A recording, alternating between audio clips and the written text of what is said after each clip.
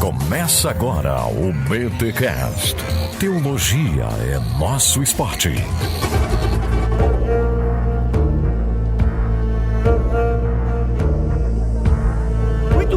Muito bem. Começa mais um BTcast, de número 335. Eu sou o Rodrigo Bibo e o cânon do AT está fechado. Fechado? Ou não? Ok, se você diz. Faz um tempinho já. E eu sou Alexandre Milhoranza e falar sobre o cânon do AT é um papo sem medida. E eu sou Victor Fontana e esse episódio sobre o cânon vai ser uma saga. Piadas pra poucos, piadas só pra quem tá por dentro dos esquemas, entendeu? Poucos pegarão a referência. Nossa, mano, meu Deus. E eu sou o Paulo On e tirem o Constantino da sala que o papo não é com ele. Boa. Gente, estamos aqui na série A Bíblia e Deus falou na língua dos homens. Olha aí, gente, esta série que está apresentando a Bíblia Sagrada, os meandros, os bastidores, os corredores. Já tivemos um episódio muito legal no mês passado e agora vamos falar sobre a formação do cânon do Antigo Testamento. Tá aí um episódio que a galera muito pediu pra nós e agora você tem aqui no BTcast, o seu podcast semanal de teologia. Mas antes, os recados paroquiais.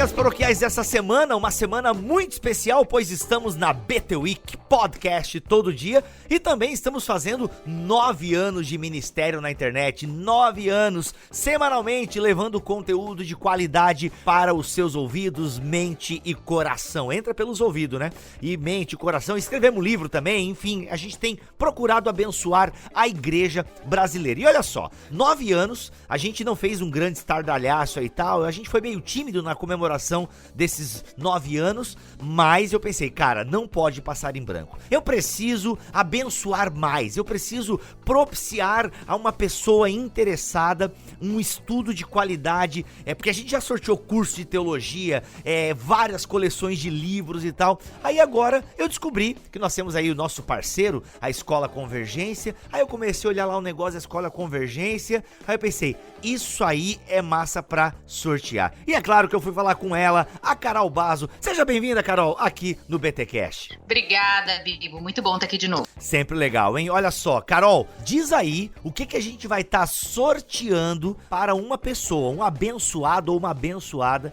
O que essa pessoa estará concorrendo aí para nós comemorarmos os 9 anos do Ministério Bibotalk. Gente, nós vamos sortear um lançamento da Escola Convergência, que é a Escola de Pregadores. A gente começou um novo curso de teologia. Para quem conhece a gente já trabalha com uma escola de teologia, um curso de 2 anos, mas esse ano a gente lançou a Escola de Pregadores, que é para quem trabalha com o Ministério da Palavra. É um curso de 1 ano, focado muito, tanto na questão da pregação, mas não é só para pregadores não, tá, Bibo? Pode ser uma galera que trabalha com comunicação da palavra, com ensino, galera que trabalha com produção de conteúdo. Esse curso cai muito bem. Professores, mestres, pastores, mulheres, todo mundo. Então a gente vai estar sorteando uma bolsa 100% para a Escola de Pregadores. Olha só. Até porque, Carol, Escola de Pregadores, né? Porque o pregador não é só subir lá e saber falar, né? Tem uma série de prerrogativas, tem muitas coisas que vêm antes do subir ao púlpito. Então eu penso que é um curso de teologia com esse enfoque homilético, poderia dizer assim, para quem quer aprender a expor a palavra de Deus. Seria isso? Isso, exatamente. Só pra você ter uma noção, Bibo, o que a gente vai ter nesse curso, vai ter introdução bíblica, introdução à interpretação, a gente vai misturar um pouco de pregação com espiritualidade, tem uma aula que é sobre isso, o coração do pregador, né, de quem comunica a palavra, hermenêutica, com certeza, exegese, Antigo e Novo Testamento. A gente vai ter o Cacau com a gente, tá? Rael Mazacorati também e outros aí, olha aí, que em breve vou divulgar. Vai ter um pouquinho de pregação expositiva também, teologia bíblica. Eu vou estar dando história da pregação. E o desenvolvimento das doutrinas cristãs. Então é um curso bem igual você falou, focado em homilética, mas também em hermenêutica, todas as áreas da teologia que são necessárias para pregação, né? Muito bom. E olha só, além de ganhar a bolsa integral para a Escola de Pregadores da Escola Convergência, vai ganhar também a coleção História da Pregação, um lançamento aí da Thomas Nelson Brasil, volume 1 e o volume 2. Ou seja, galera, o que a gente pensou, né? O que eu pensei quando eu vi esse curso da Convergência, casou o negócio. A gente tem aí uma demanda, né, para a pregação da palavra. O mundo precisa de bons pregadores, porque infelizmente tem muitos pregadores que não são bons e são famosos, inclusive. Então eu percebo, cara, esses jovens, essas meninas, esses meninos não podem se inspirar nesse tipo de cara. Eles precisam aprender a pregar da forma certa, né? Precisam ter bons referenciais de pregação. Então nada melhor do que fazer uma escola para pregadores ou uma escola de pregadores. Lembrando o que a professora Carol falou, não é necessariamente para quem prega, ok? Se você quer aprender a expor as escrituras, é um baita curso para você. E vai ganhar ainda a coleção História da Pregação, o volume 1 e o volume 2, que conta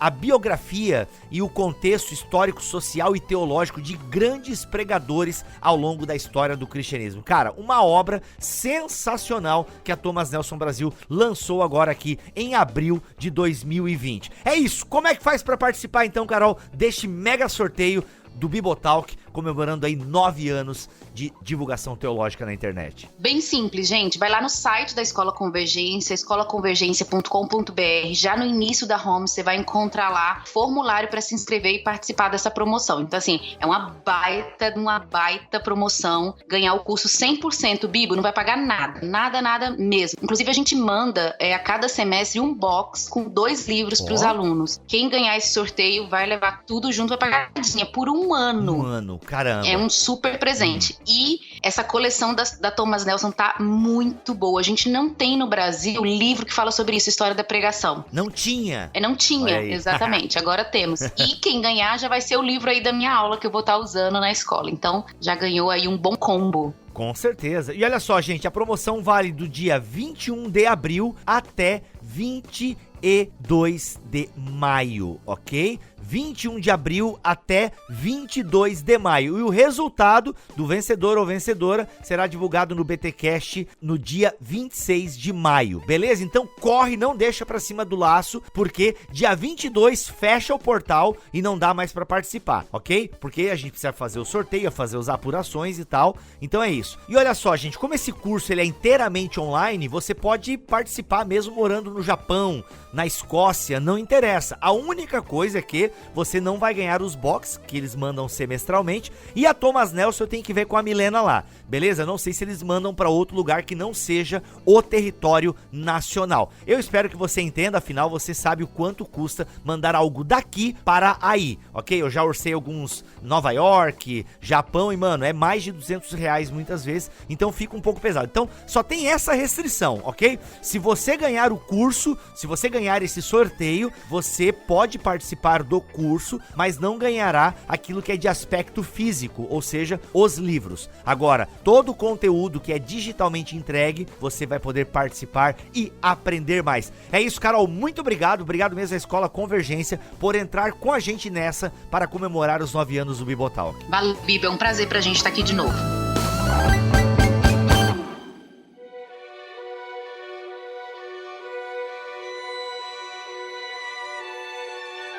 Gente, é isso, estamos na série A Bíblia, onde nós vamos apresentar como este livro sagrado se formou, a sua importância. É uma introdução à Bíblia, digamos que na faculdade de teologia a gente chamava essa disciplina de bibliologia. Paulo, explica pra nós aí, como tu já fizeste no primeiro episódio, o que nós podemos esperar desta série aqui em bibotalk.com. Lembrando que está saindo episódios tanto no BTcast, como vai sair alguns episódios no Contexto, que é o podcast do Paulo On aqui na Casa Bibotalk. O nosso objetivo é falar da Bíblia, mas de um aspecto mais introdutório, e muitas vezes a gente está acostumado em lidar com a questão da introdução à Bíblia como se fosse um roteirinho lá de quem escreveu, quando escreveu, como é que foi o negócio, mas a nossa ênfase aqui está sendo mais analisar o contexto, né, as circunstâncias dentro da qual a Bíblia foi escrita, a linguagem que a Bíblia usa, né, os gêneros literários. Então vai ser uma viagem muito legal, talvez muito instrutiva, para você conhecer melhor melhor esse nosso livro, o livro de autoridade máxima que nós temos, mas deixar esse livro também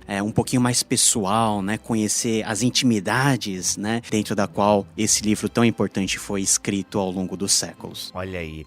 E hoje vamos falar da formação do cânon só do AT, por isso que o Constantino fica fora da sala, porque a gente não vai entrar na formação do cânon do NT neste episódio, mas a gente vai focar na formação do cânon do AT. E aí, para falar do cânon do AT, por onde a gente começa? Essa história aí que demorou uns 1000 anos para ficar pronto o cânon do AT? Nem lembro agora aqui. Me ajuda, Paulo. Eu acho que 1000 anos, não propriamente o cânon, mas talvez a redação de todo o Antigo Testamento. E toda a questão aí do cânon, né, ela se resume no quanto os documentos escritos no Antigo Testamento, os livros que nós temos no Antigo Testamento, podem ser reconhecidos ou não como escritura autoritativa. E eu uso o termo autoritativo, que talvez seja um termo que os nossos ouvintes não estejam muito acostumados, mas que é uma terminologia bastante usada em meios acadêmicos, e isso está relacionado com a autoridade que a Bíblia tem. E o que é a autoridade, né? Quando nós dizemos que a Bíblia tem autoridade, nós queremos dizer que as Sagradas Escrituras são reconhecidas como a expressão da vontade de Deus para nós, e essas Escrituras, elas têm o supremo direito de definir aquilo que nós devemos crer em termos, vamos dizer assim, religiosos, e como nós devemos viver de acordo com os padrões estabelecidos por elas. Então é a autoridade que estabelece para nós o escopo da nossa crença e a dimensão das nossas ações. Como o Antigo Testamento foi escrito dentro de um contexto muito longínquo da gente e com um espaçamento de tempo muito grande, então há que se ter essa discussão de maneira séria para nós sabermos se de fato e por que os livros que nós temos, os 39 na contagem aí aqui nossa protestante, são realmente considerados como palavra de Deus, junto com os 27 livros do Novo Testamento. Então a gente fala aí, Paulo, e aí me corrija se eu estiver errado, de um reconhecimento se um determinado livro que compõe o Antigo Testamento foi divinamente inspirado ou não. Isso, porque um dos grandes mitos que nós temos em relação ao processo canônico, né, que é o processo de reconhecimento, é que em determinado instante da história, um grupo de eruditos se reuniram e decidiram de um dia para o outro que alguns livros poderiam ser considerados como livros canônicos, ou seja, com autoridade espiritual, e outros não. Sendo que esse processo envolveu ao longo da história muito mais gente, e foi um processo que foi desenvolvido não por meio de decisões monocráticas, mas por algo que você salientou muito bem, que foi o reconhecimento das comunidades que já faziam uso dessa literatura, tanto nas suas atividades litúrgicas, como também nas suas atividades devocionais normativas. O Simon Gathercole, por exemplo, é um dos caras... Simon Gathercole é um professor em Cambridge, tá, gente? É um dos caras que gosta de falar em um processo orgânico de reconhecimento, que à medida em que você lê as fontes primárias, você percebe que as comunidades que têm os seus próprios documentos, que registram a maneira como elas agem e tal, quando você olha aquelas comunidades, você percebe que elas estão tomando aquele livro bíblico como canônico, ou se a palavra canônica é anacrônica, porque os cânones vão surgir muito depois, mas é como autoritativo. A ideia é que, assim, quando você pega, por exemplo, as palavras de uma série de comunidades no período intertestamentário, elas reconhecem para o seu funcionamento interno a autoridade dos profetas, dos escritos. A autoridade da Torá é meio que inconteste, porque a autoridade da Torá ela é reconhecida nos próprios profetas e nos próprios escritos, né? Especialmente naquela linha que a gente chama do historiador deuteronomista, né? Então, quando a gente pega os livros que no cânon hebraico a gente chama chama de profetas anteriores e posteriores, se a gente pega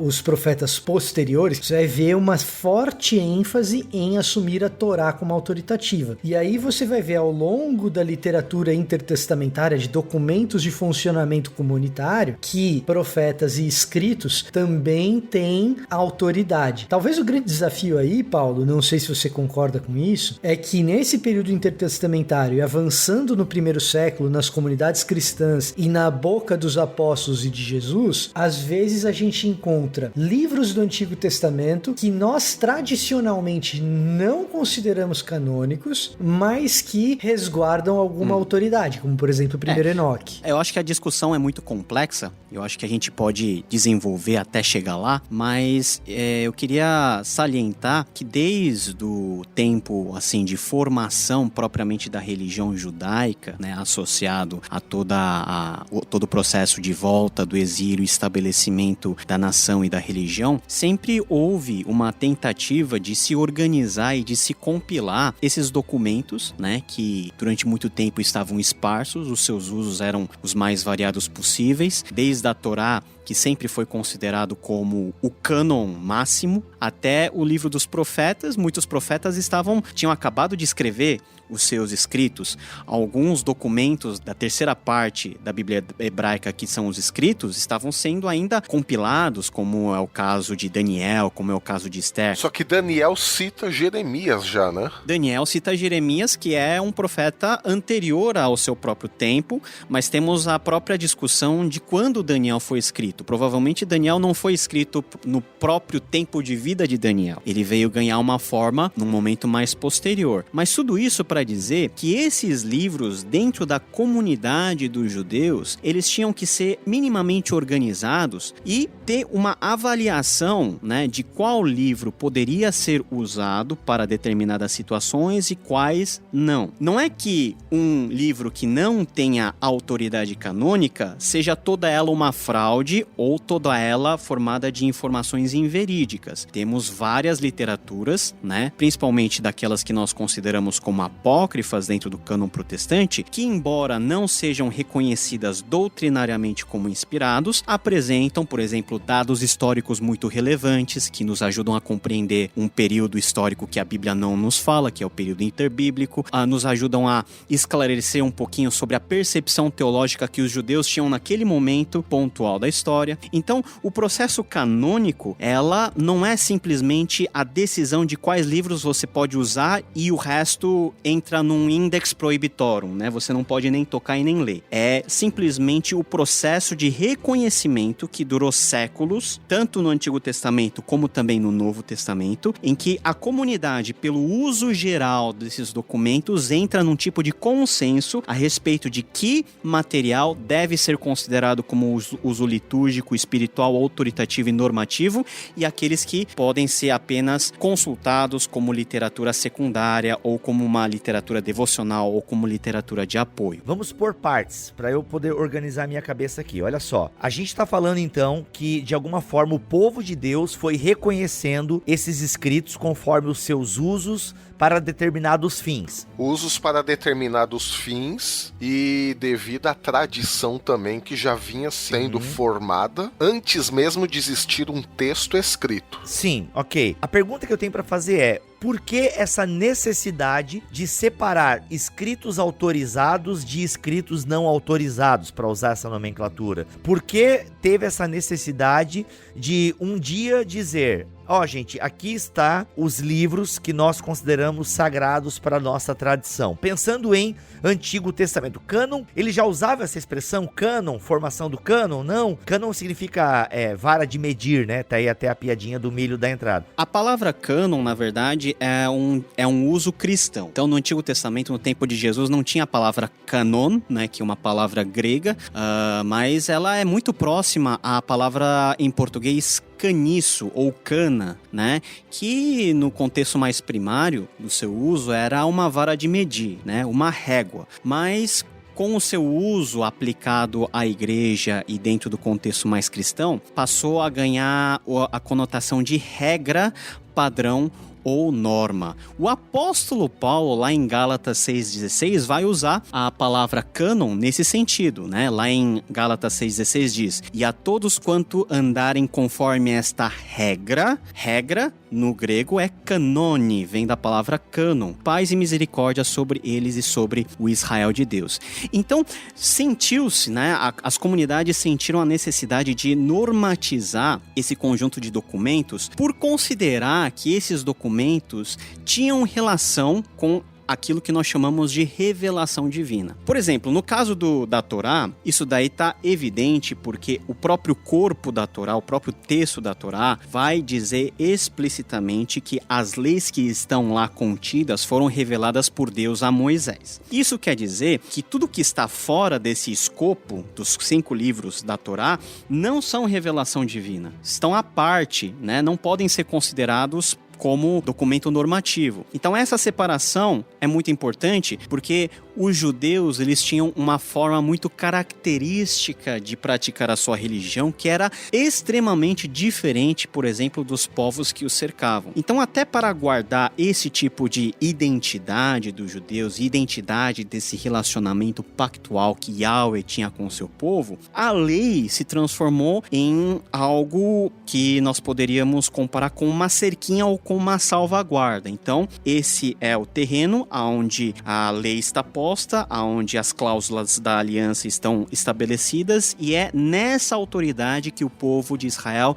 tinha a prerrogativa de viver e de construir a sua vida sobre ele. Mais tarde, depois que a Torá foi compilada e depois que a história de Israel vai seguindo o seu fluxo contínuo, nós tivemos aí a necessidade, por exemplo, de Deus erguer profetas que trouxeram palavras pontuais aplicadas àquele contexto, mas também que trouxeram revelações e profecias envolvendo Israel para um tempo futuro. Então, até para questão de preservar essa memória e essa tradição de revelação, que nós poderíamos chamar até de apocalíptica, esses documentos proféticos foram guardados junto à Torá como documentos aí de uso mais relacionado à religião, documentos autoritativos. E por fim, nós temos a terceira parte do Antigo Testamento hebraico, que são os escritos, os salmos, provérbios, que é uma produção que expressa um pouquinho da arte do povo judeu em relação à sua própria prática da religião, como os judeus eles cantavam, como os judeus expressavam a sua crença em Deus. Lógico,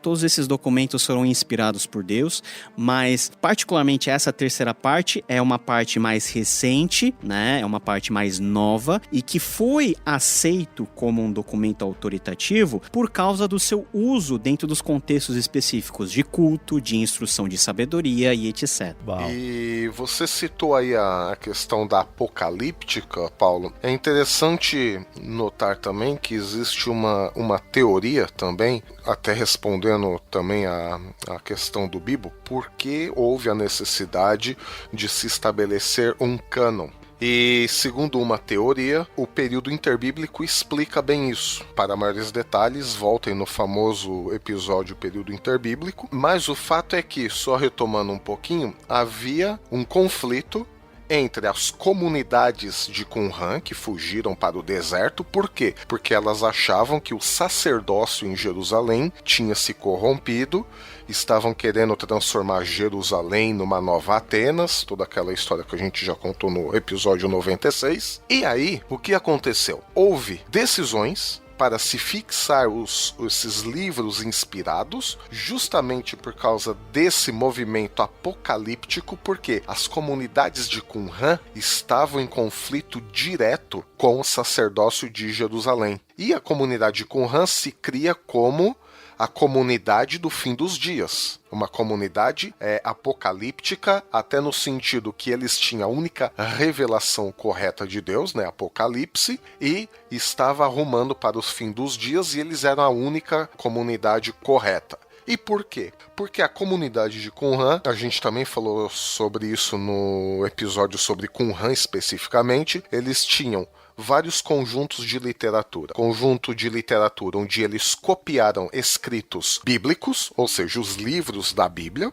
Quer dizer, aí já tem até uma noção aí de canonicidade, embora em Qumran esse termo não exista, né? Mas se eles copiaram os livros bíblicos, exceto Esther, foi o único livro bíblico que não foi achado nas cavernas de Qumran, pelo menos não até agora. Eles tinham livros apocalípticos, ou seja, livros que eles não eram os autores, mas também não fazia parte da Bíblia hebraica até então. Por exemplo, o Vitor citou aí o livro de Enoque, e tinha também um terceiro grupo de literatura, que era uma literatura produzida pela comunidade de Qumran. E falamos um pouquinho sobre eles no episódio sobre a nova perspectiva de Paulo também, que eram escritos que eles mesmos produziam. Regras da comunidade, as regras da guerra, o documento de Damasco, alguns hinos, entre outras coisas, né? Então tinha esses 3 conjuntos de literatura em Qumran. Só que Qumran era uma comunidade que produzia bastante documentos. Não apenas copiavam,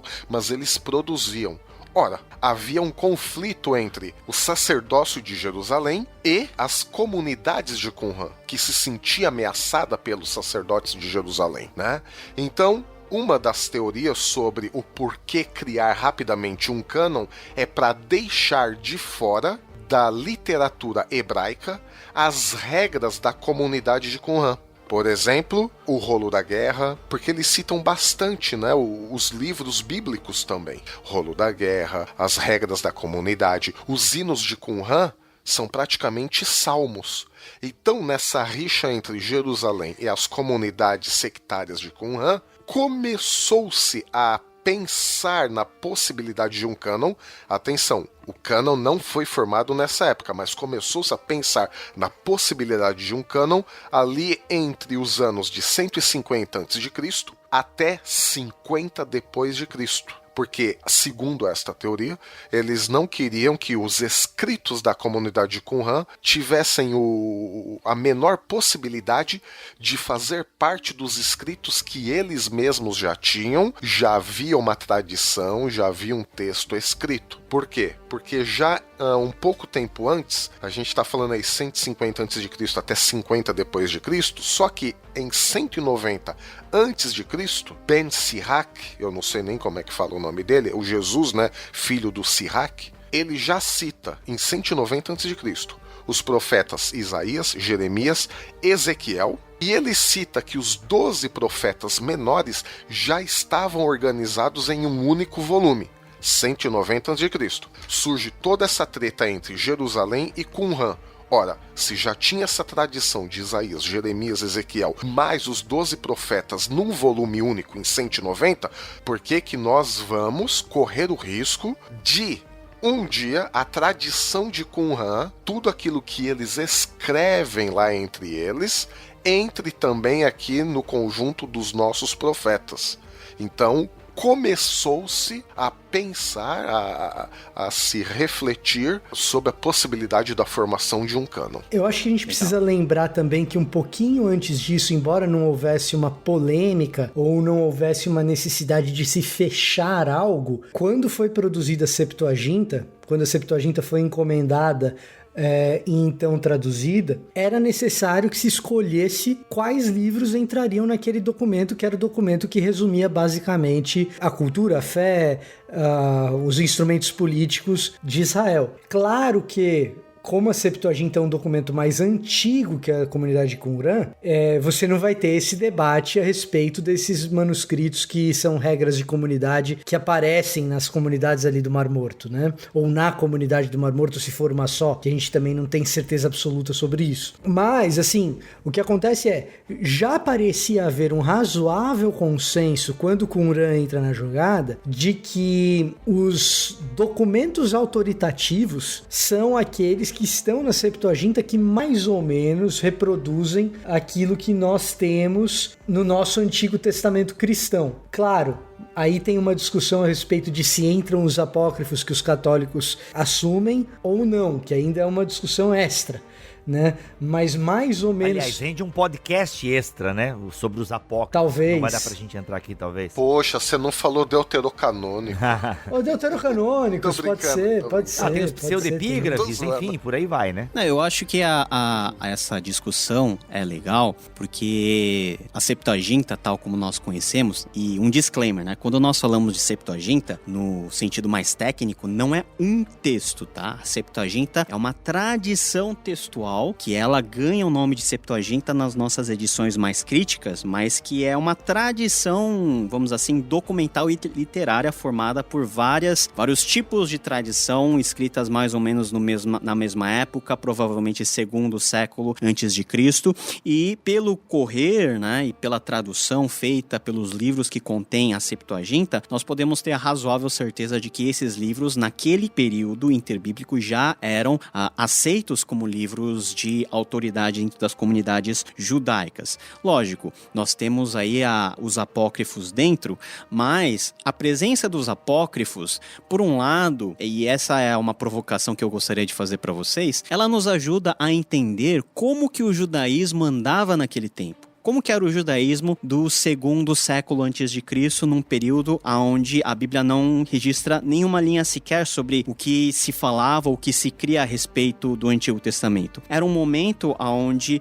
os judeus haviam acabado de voltar do exílio e toda a carga que eles ganharam no exílio, no período de um século, ela vai ganhando corpo e se misturando às crenças que eles já traziam lá da longa tradição que vem de Moisés. Então, nos livros deuterocanônicos ou apócrifos, nós temos ideias um pouquinho distantes daquilo que nós temos no Antigo Testamento, o cânon oficial ocidental, ideias como você ter a possibilidade de sacrificar os mortos, ideias como a própria caridade, o ato de dar esmola como tendo um valor equivalente ou até superior aos sacrifícios e às orações, mas são justamente as ideias que estavam em voga naquele momento. Se por um lado nós não aceitamos e rejeitamos esses livros por apresentarem diferenças teológicas com aquilo que o corpo oficial do Antigo Testamento ele nos apresenta, a leitura desses apócrifos é de extrema valia porque nos ajuda a compreender como que o judaísmo estava se desenvolvendo nesse tempo tão nebuloso, tá? E esses livros, nesse contexto, e particularmente falando da Septuaginta dentro das comunidades judaicas de Alexandria, por exemplo, eram sim aceitas como livros autoritativos e eram sim colocadas aí no mesmo patamar que qualquer outro livro dos profetas ou de qualquer livro escrito do Antigo Testamento. Talvez com exceção da Torá, que sempre teve um lugar de destaque em relação a todos os outros, né? Ah, sim, a Torá sempre foi algo superior, até vendo, por exemplo, como religiões mais ou menos paralelas ao judaísmo que foram se desenvolvendo ao longo da história de Israel, como, por exemplo, a forma samaritana de você praticar o que nós chamaríamos de judaísmo. Eles só consideram a Torá porque a Torá incontestavelmente é a maior autoridade. E só um ponto de atenção, a gente está falando de divisão tríplice aqui da Bíblia hebraica e muitos ouvintes não sabem o que é isso porque estão acostumados com outro tipo de divisão, que é a divisão ocidental das Bíblias aí protestantes. Na tradição judaica, o Antigo Testamento é dividido em 3 partes. Primeiro é a Torá, né, constituída dos 5 livros de Moisés. Em segundo lugar, nós temos os profetas, que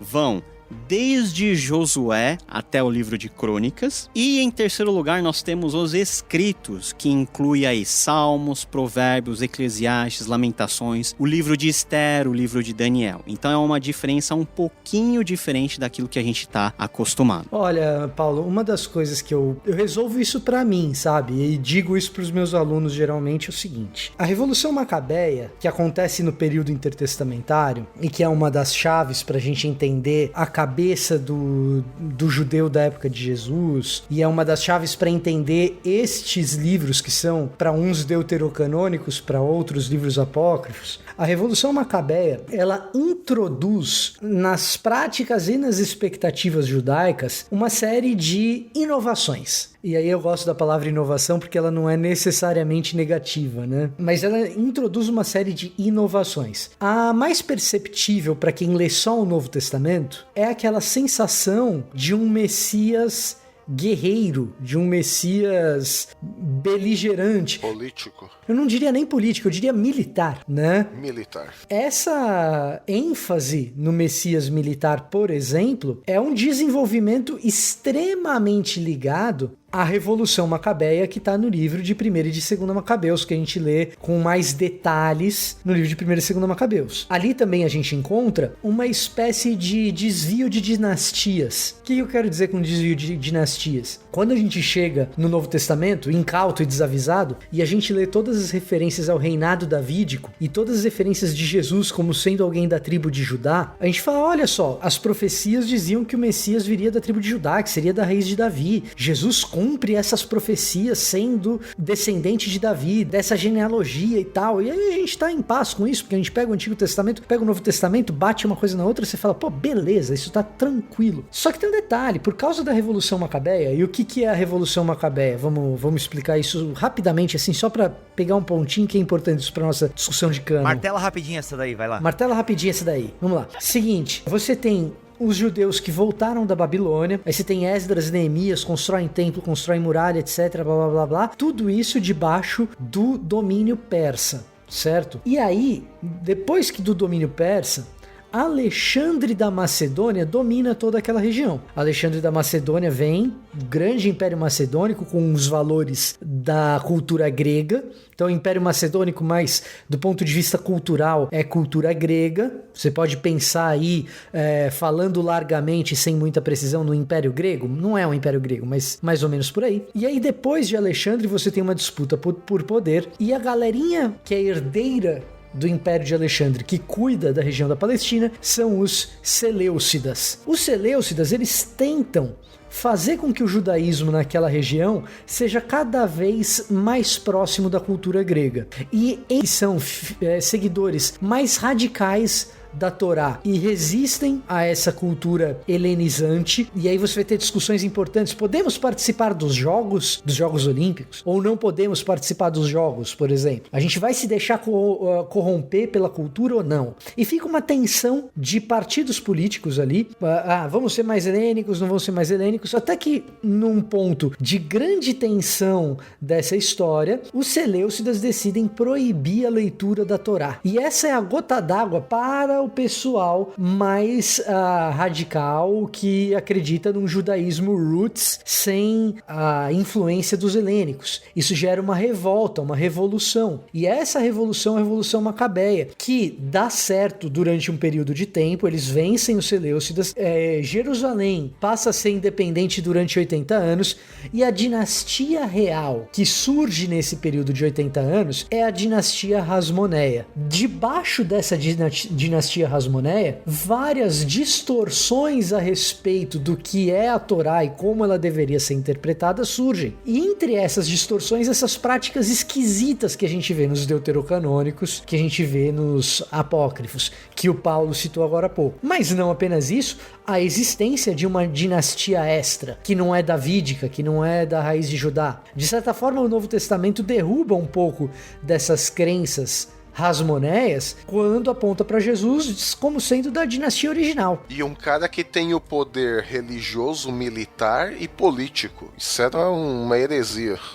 Exatamente. Então, assim, o que a gente tem que entender? É que esses livros são super úteis para a gente entender esse período histórico, esse borbulhar político que estava acontecendo ali e até mesmo a origem dos partidos políticos que a gente encontra no Novo Testamento, saduceus, fariseus, herodianos, todos eles têm a ver com esse fervilhar político da dinastia Hasmoneia e do seu fim, né? Foram 80 anos, mas aí, depois desses 80 anos, a dinastia Hasmoneia é massacrada. E fica uma esperança de que um rei Hasmoneu vai voltar. E Roma coloca em Jerusalém Herodes, que é totalmente fora da casinha, a dinastia herodiana, que é totalmente fora da casinha Hasmoneia, inclusive para suprimir um pouco esse espírito revolucionário. De certa maneira, a fé apostólica, ela meio que descarta essas distorções hasmoneias que surgem no período intertestamentário. Então, me parece bastante coerente assumir esses livros deuterocanônicos e apócrifos como livros de bastante valor informativo para nós do ponto de vista histórico, mas sem a autoridade escriturística a qual os autores do Novo Testamento atribuem a Torá, a Isaías, a Daniel, a Ezequiel, a Jeremias. Então eu acho que vai mais ou menos por aí. Eu resolvo mais ou menos dessa forma na minha cabeça essa questão. Agora, a gente não pode esquecer que esses livros fizeram parte do cânon cristão durante mais de 1000 anos. E com a tradução luterana para o alemão, esses livros passaram a ser um apêndice e não mais uma parte do cânon. Então, mais ou menos por... só deixa de ser apêndice com as traduções puritanas, né? Já no século XVI, XVII.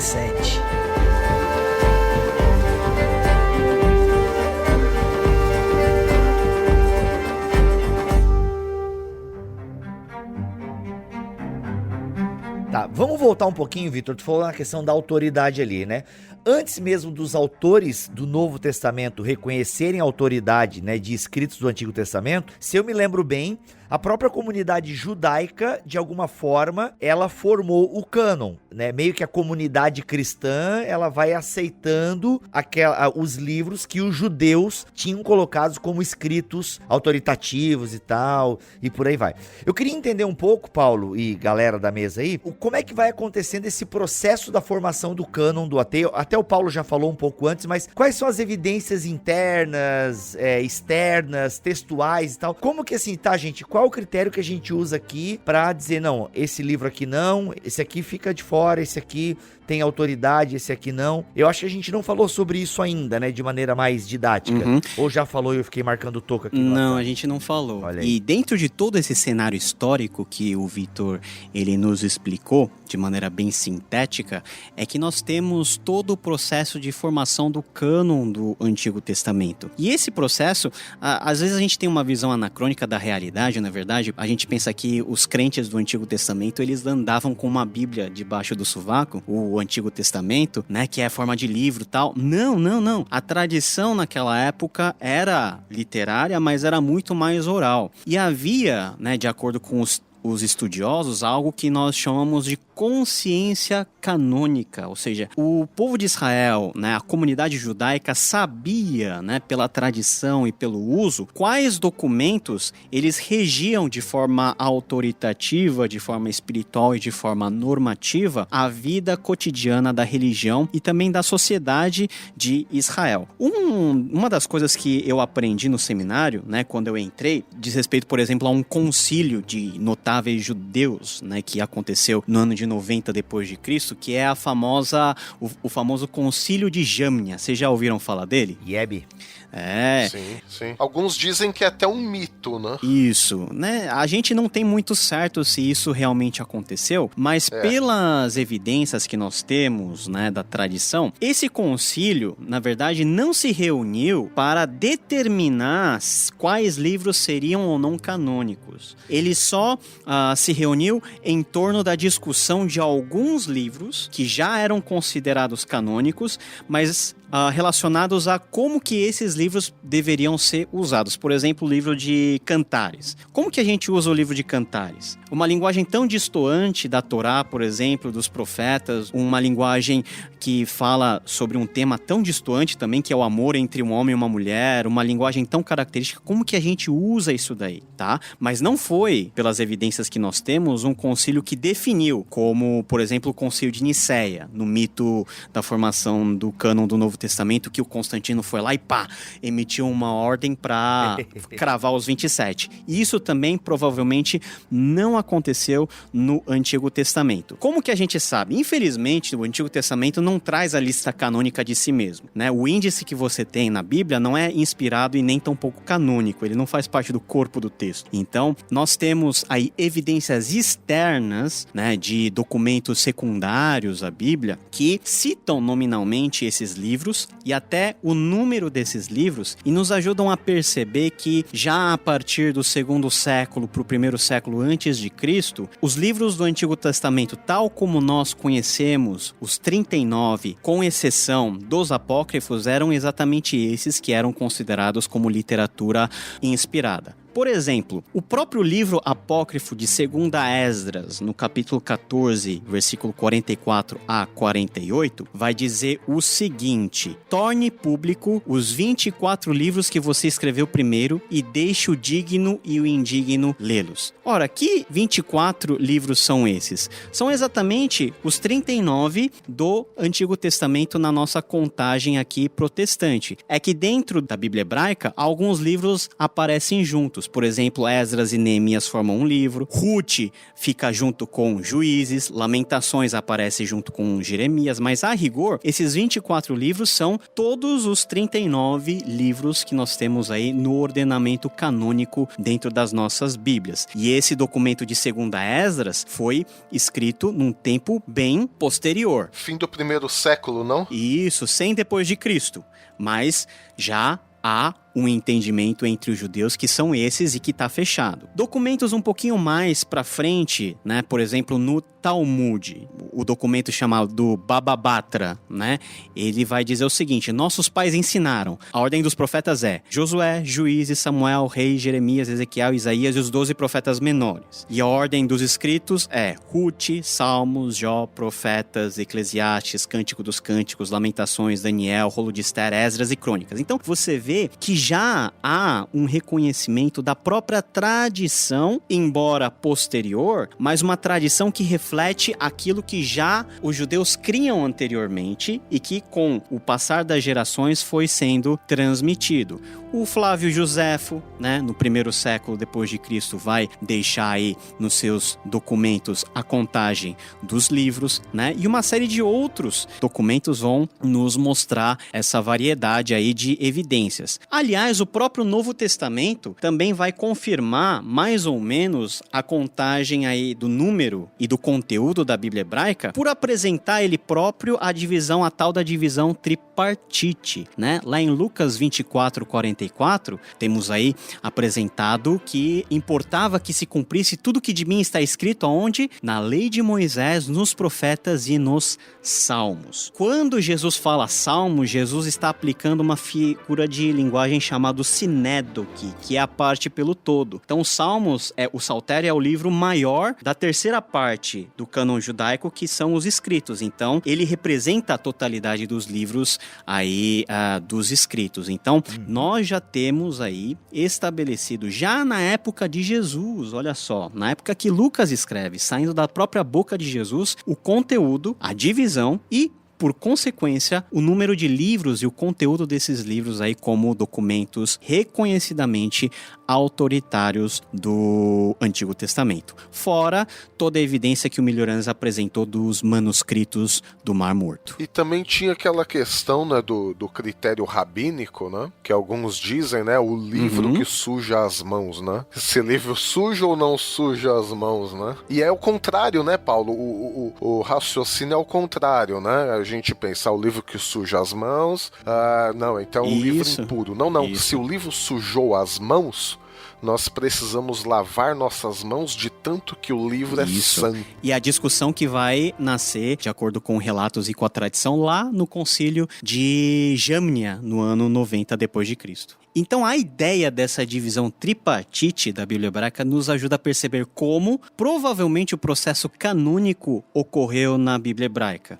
Então, em ordem cronológica e de importância está a Torá, os 5 livros de Moisés, que é a base legal e normativa de todo Israel. E a partir do desenvolvimento histórico iniciado na própria fase final da peregrinação do deserto até a consolidação da monarquia unida e a derrocada desse reino com a destruição do reino do Norte em 722 e do Reino do Sul em 586, os judeus foram assimilando diversos outros tipos de literatura, formando diversos outros documentos, que são os escritos proféticos, os registros dos profetas, que foram sendo acrescidos à Torá como documentos autoritativos, e os demais escritos, que ao serem compilados e agrupados principalmente depois do período exílico, mais especificamente até o século I a.C., antes de Cristo, ganhou, né, fez com que toda essa variedade de documentos pudesse finalmente ser condensada naquilo que o Novo Testamento vai chamar de Escritura, lá em 2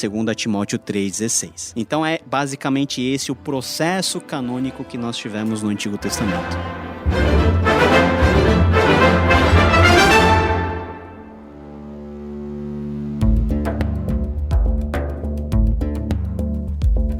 Gente, é muita coisa para falarmos sobre a canonização, o processo de canonização do AT. Obviamente que no livro do Paulo vai ter isso bem detalhado, vai ser massa demais, com muitas notas de rodapé para você procurar outras fontes e ampliar a discussão. Mas, Paulo, eu não posso terminar esse programa aqui sem antes a gente puxar um assunto que alguém deve estar pensando. Tá, peraí.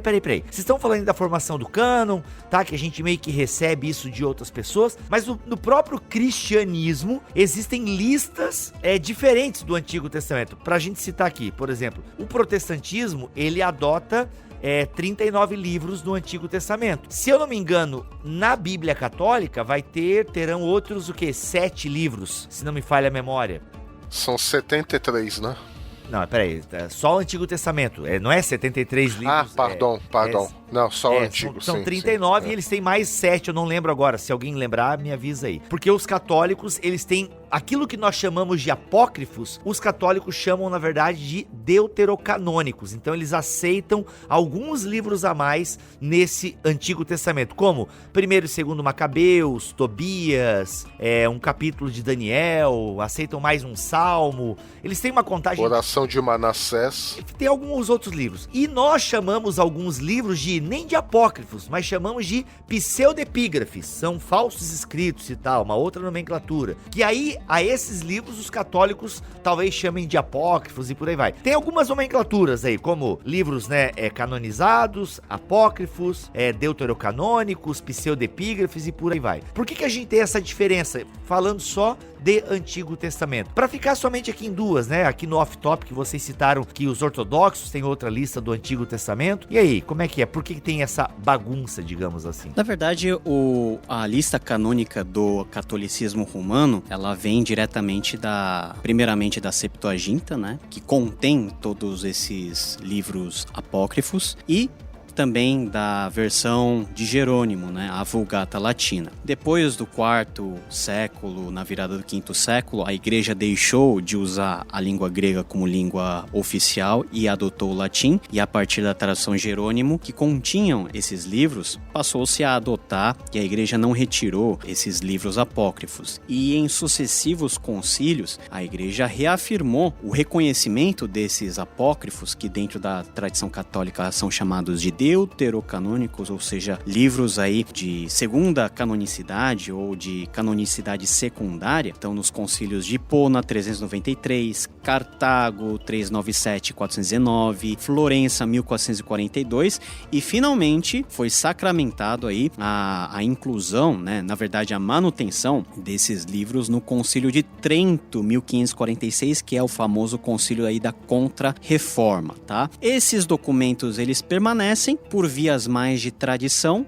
porque foi recebido dessa maneira. A Igreja Católica Apostólica Romana tem um conceito diferente, enfim, de reconhecimento canônico de todo o processo dentro da qual o cânon foi sendo desenvolvido. Basicamente, a Igreja Católica, ela considera que ela, como igreja e detentora do magistério, ela é a que dá a palavra final dos livros que podem ou não ser considerados canônicos. Então, todos esses concílios vieram a sacramentar essa decisão. Lutero, no começo da Reforma, ele manteve, os livros deuterocanônicos ou apócrifos, que foram sendo retirados ao longo do tempo, já nas edições mais recentes da Bíblia traduzida para o alemão de Lutero, por considerar outros elementos, Nós podemos discutir se esses elementos são razoáveis ou não, mas, por exemplo, os apócrifos não foram escritos em língua hebraica. Isso quer dizer que a tradição tradição anterior dos judeus não reconhece esses livros e assim os evangélicos, os protestantes também não deveriam reconhecer. Temos aí sérias divergências em termos doutrinários e teológicos, principalmente relacionado àquilo que é caro dentro do contexto da reforma, que é a fé por meio das obras, né, que é a salvação por meio das obras, melhor dizendo, a questão dos serviços aos mortos, da manutenção da caridade com efeito redentivo, coisas que são distantes à teologia e também relacionado à própria autoria desses documentos, que são autorias extremamente contestáveis. São documentos que foram escritos a posteriori, no tempo interbíblico, e que provavelmente não faziam parte da tradição e não eram reconhecidos como sendo parte da tradição religiosa judaica. Outros ramos do cristianismo, né, como os ortodoxos, vão incluir livros a mais do que já estão presentes na tradição católica. Por exemplo, os Odes de Salomão, Terceira Macabeus e mais uma infinidade. Didaquê. A Didaquê eu não sei. Tô brincando. Devia. Devia, né? hein? Mas é isso daí. O protestantismo, né, em todas as suas vertentes históricas, desde muito cedo, né, desde o a partir do final do século XVI, começou a afirmar e reafirmar nas suas confissões o fechamento do cânon bíblico em 66 livros, sendo que 39 são do Antigo Testamento e 27 são do Novo. Num podcast que a gente vai gravar do Novo Testamento, a gente vai ver que não há discordância entre o número de livros do Novo Testamento. O problema é mais o Antigo Testamento. Então, por exemplo, isso vai ser afirmado na Confissão Belga de 1562, que é a confissão do luteranismo. Os 39 artigos da religião da Igreja Anglicana de 1562 também vão estabelecer que os apócrifos servem apenas para serem lidos de forma devocional e não com uso autoritativo. A Confissão de Fé de Westminster, que é da Igreja Presbiteriana de 1646, não vai reconhecer os apócrifos, vai dizer que eles não são de inspiração divina e assim vai, tá? Nós temos aí basicamente o problema da incompatibilidade teológica envolvendo a aceitação desses livros que a Igreja Católica até hoje aceita como livros de canonicidade secundária ou deuterocanônicos. Nossa, meu Deus do céu, muito bom, gente. É só arranhamos a superfície. Falamos o que é essencial, obviamente. Senão fica parecendo, pô, os caras não falam aí as coisas principais só pra gente comprar o livro. Não, a gente não é carniceiro. Calma, o essencial foi falado aqui neste episódio. Já tem muita coisa que nós falamos aqui que já é pra você pesquisar aí. Agora, é claro, se você quiser isso bem organizado, melhor explanado, aguarde. E Deus falou na língua dos homens que vai sair esse ano. Agora com o corona aí, os prazos podem mudar. Oremos. Oremos. Gente, é isso. Amigos da mesa, Vitor, Bílio, querem fazer algum acréscimo? Estamos bem? Como estamos? Tá tudo certo. Pra mim tá tudo certo. O Vitor tá numa quarentena lá, mano. Eu tô... Já passou, não, né? Já passou. Você não tá ligado o que tá passando pela minha cabeça. Tem um hino na minha cabeça. Ah, é? Canta pra nós. É assim, ó. Eu sei o sentido do Hanukkah, pois na história tem o seu lugar. Foi a revolta macabeia, o que ela é pra mim. Pronto, agora você já sabe o que tem no período intertestamentário, até canta pra não esquecer. Santo Deus, Milho. Eu não tenho mais nada a acrescentar, porque o cânon tá fechado. Acreditar a gente sabe que você tá meio perdido mesmo, mas acrescentar você tem alguma coisa? Não, porque o cânon tá fechado. É isso aí, bro. Cânon fechado, corpo fechado. É nóis. Isso aí.